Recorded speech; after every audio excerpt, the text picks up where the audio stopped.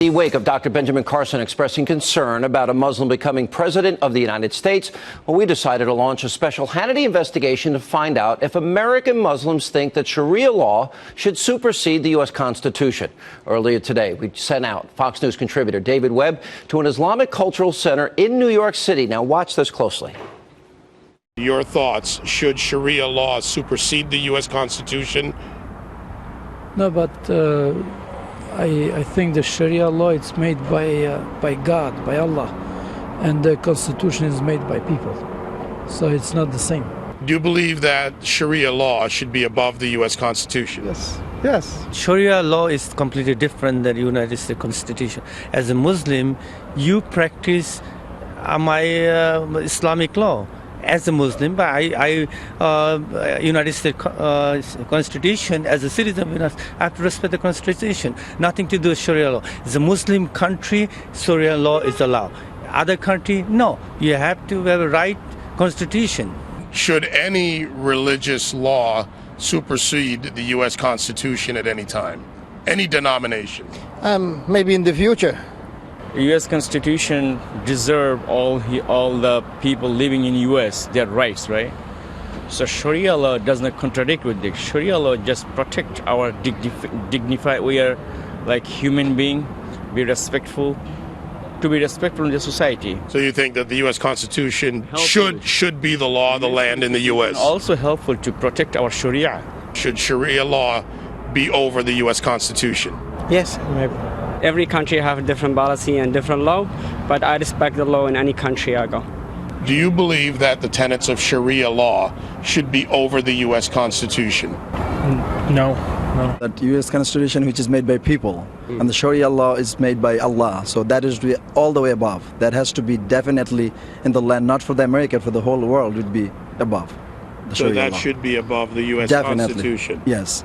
Joining me now with reaction, syndicated radio talk show host out of Boston, Howie Carr, the author of Demystifying Islam, Tackling the Tough Questions, the national spokesperson for the Ahmadiyya Muslim community, Haris Zafar, and Fox News contributor David Webb. You had a significant number, and by the way, this backs up a poll that came out last year that even a majority of Muslims in America think that Sharia should supersede the Constitution. Yeah, and look, there was no problem getting these questions and answers from these folks. You saw a wide variety of them. We gave them a chance to answer. The problem, and I have this problem with anyone, anywhere who believes it, any religious belief supersedes the U.S. Constitution. We're a nation where the Constitution guarantees your religious freedom and where your religion does not trump it. Most people believe that in America. There are Muslims who want to live here and live under our Constitution, but too much we find a growing number of them that believe Sharia should supersede the U.S. Constitution. And one there admit, look, in other countries, it's Sharia, but look at those countries where Sharia is the law. Mr. Zafar, while you are a minority in the Muslim community in many ways, and more liberal-minded in your views, generally speaking, we know the application of Sharia renders or relegates women and minorities and other religious faiths to second-class citizens. So that's just a fact when you look at the application of Sharia in Muslim countries. So if you have more than half of Muslims in America that want Sharia, they are basically saying they don't support the U.S. Constitution, where you have freedom of religion and freedom of expression. Yeah, well, it's what surprises me. The reason this surprises me because the most fundamental principle in Islam on this subject is that the law of the land supersedes all other laws. So in the verses in the Quran that talk about government do not specify any religious involvement. They say put your trust in those that are in authority in your country, and it tells those people in authority to be just, not religious. Okay, as long but wait as a they're minute. just, But the true requirement. application of Sharia in countries is women can't drive, women have to dress a certain way, they can't be seen in public with men that are not their relatives. In some cases, women need 4 male eyewitnesses for rape. Gays and lesbians are killed. Those that leave the faith are viewed as apostates. They are killed for such religious liberty. So the reality is it is at odds with the U.S. Constitution. It's practical application. Howie Carr. So what?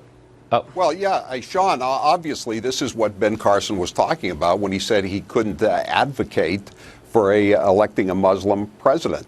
And this is just a very troubling fact of life in society. I mean, and the fact that the Democrats are attacking Ben Carson over saying this. I mean, this is a Sharia law. There's no gay marriage, for instance. Abortion, as you pointed out, is punishable by death.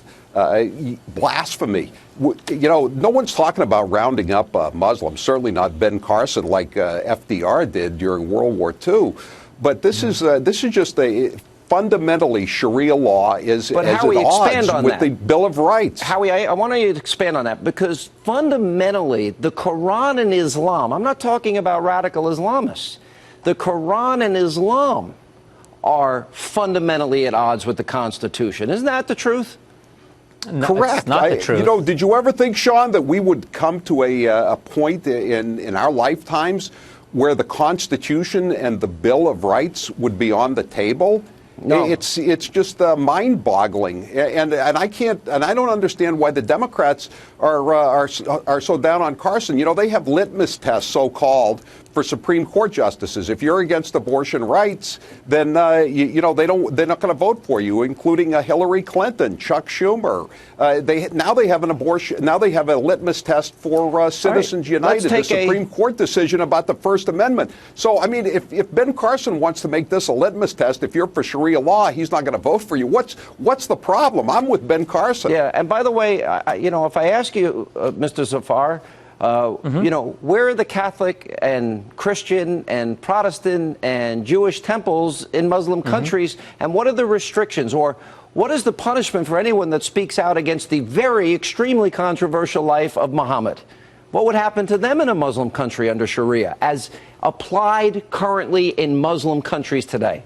Right. And so what you have clearly and very accurately defined as the system of government in countries like Iran and Saudi Arabia and Pakistan, Afghanistan, there's a reason why within the worldwide Ahmadiyya Muslim community and other Muslims as well, do we continually and consistently condemn them not just on like a small minority. You can't even get, as I understand it, in Pakistan, you can't get a Muslim funeral if you're an Ahmadiyya. The United States Sean, they just had a United major States march constitutes in less than Copenhagen, Denmark. They want to make Denmark a Muslim nation. There was a but you know where part of this party. needs to begin, Sean, is that there's a reformation needed, and the Ahmadiyya Muslims, the Sufis, there are other groups. Just like we had a reformation in the Christian church, there's time for a Muslim reformation, and it's at hand. David, and the they are and that's why it's very important to remember. But here's my point: in the United States, they can create a foundation and begin to spread. It's not going to happen overnight. They're not even considered Muslims by the 98%. I hear you, but it's got to start somewhere, Sean, that's why it's important Muslims to have remember. to solve this problem. Last word. That's why it's important to remember the U.S. constitutes less than 5% of the world population. Obviously, they're not unimportant. It's all about the works and the impact. And let's look at that. The Ahmadiyya Muslim community has built and operate over 15,000 mosques in the world, more than any other Muslim organization. You are less than 2%. You are less than 2%. And the U.S. is less than 5%. But our significance is what really matters. And that's why within the Ahmadiyya Muslim community, we are leading that reformation. The U.S. Constitution absolutely is paramount, and we're loyal Saudi citizens Arabia of this offering country. to build in Germany for the new refugees, so-called, that are coming. And we're with you to condemn Germany. Saudi Arabia and their clerics. Absolutely. Thank you all for being with us.